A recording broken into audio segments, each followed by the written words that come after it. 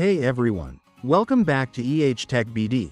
In today's video, I'm going to show you how to open YouTube in incognito mode on your PC using Google Chrome. It's a super simple process, so let's get started. First, make sure you have Google Chrome open. If you don't have it yet, you can download it from the official Google website, alright.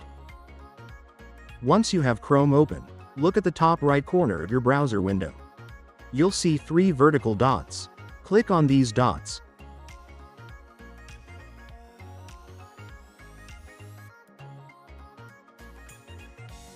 A drop-down menu will appear. From this menu, click on New Incognito Window. You'll notice that a new window pops up with a dark theme. This is your incognito window. Any browsing activity in this window won't be saved to your history, and your cookies will be cleared once you close it. Now, simply go to the address bar and type in www.youtube.com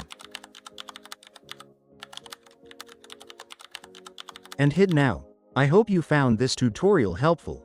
If you did, please give this video a thumbs up and don't forget to subscribe to Tech BD for more tech tips and tutorials.